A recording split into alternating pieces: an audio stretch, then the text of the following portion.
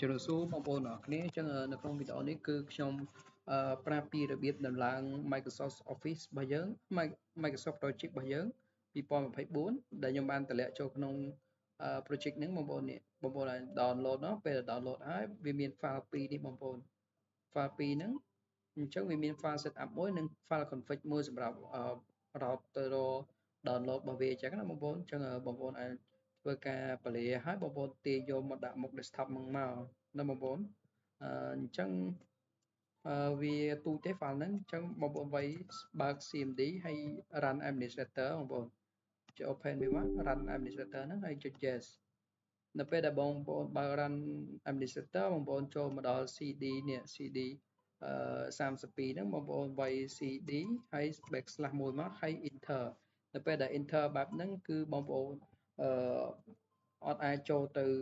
កាន់របស់យើង desktop នេះបានទេលុះត្រាតែបងប្អូនវាយនេះសិនមក CD user សិនបងប្អូន CD user មកតង់សិននេះ user ពេលដែល user ចូលដល់ user នេះគឺ user នៅក្នុង computer របស់យើងទេអញ្ចឹងយើងត្រូវវាយឈ្មោះ computer យើងបើ computer យើងឈ្មោះអីនេះបងប្អូនអាចចូលវាយ disk មក disk បើយើងអត់ដឹងថា computer យើងឈ្មោះអីគេ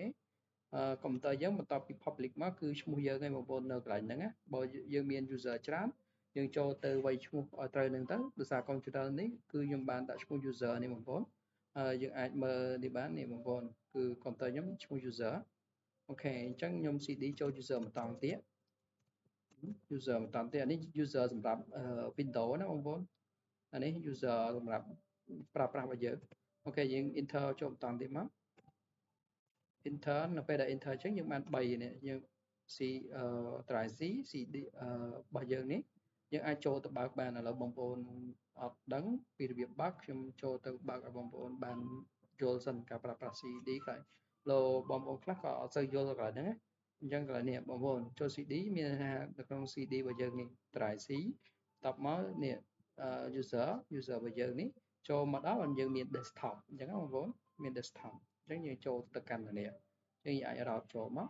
អូខេឥឡូវយើងវាយ CD បន្តទៀតយើងអាចចូលមើលបានបងប្អូនយើងវាយ DR នេះដើម្បីមើល folder អីខ្លះដែលយើងចូលនៅអញ្ចឹងយើងអាចចូលទៅកាន់ folder ហ្នឹងបានយើងអាចចូលទៅ download បានចូលទៅ desktop ក៏បានខ្ញុំ CD desktop អូខេ desktop អញ្ចឹងទៅក្នុង desktop គឺយើងមានទាំងអស់នេះបងប្អូនអញ្ចឹងបងប្អូនអាចវាយមក CD ms បងប្អូនវាយ ms tab មកគឺវា load ឲ្យtab ក៏បានបងប្អូនវាយពេញក៏បានដែររួចហើយបងប្អូនលុបសញ្ញា string ចោលចុច key enter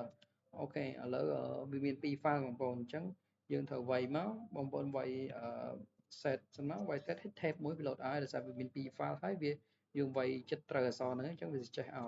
យ backslash មួយហើយវាយពាក្យខាង config បងប្អូនវាយ config q ហើយមាន e មកហើយដក clear នេះពាក្យ config q ដើម្បី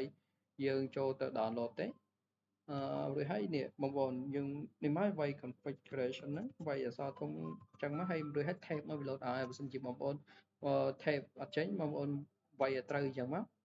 ប៉ុន្តែពីច្រើនឲ្យតែបងប្អូន tab គឺវាចេញហើយតែបើមាន file ច្រើនបងប្អូន tab ច្រើនដងវាដល់ឲ្យត្រឹមត្រូវមកវានេះ .xml ហ្នឹងរួចហើយបងប្អូនចុច enter នៅពេលដែលបងប្អូនវាយអញ្ចឹងហើយបងប្អូនចុច enter ឈប់បងប្អូនកន្លែងនេះវា load ឲ្យហើយនេះបងប្អូនវា load ឲ្យអូខេយើងវាយបានហើយវានឹង load ឲ្យយើងមិញដោយសារខ្ញុំបើខ្ញុំតម្លើងហើយនេះបងប្អូនអញ្ចឹងវានឹងទាញយកមកបងប្អូនអញ្ចឹងវានឹងទាញយកអញ្ចឹងបងប្អូនរងចាំវាពេញទៅនឹងបានដូចរបស់ខ្ញុំចេះដោយសារមុនហ្នឹងខ្ញុំធ្វើការ download ហើយ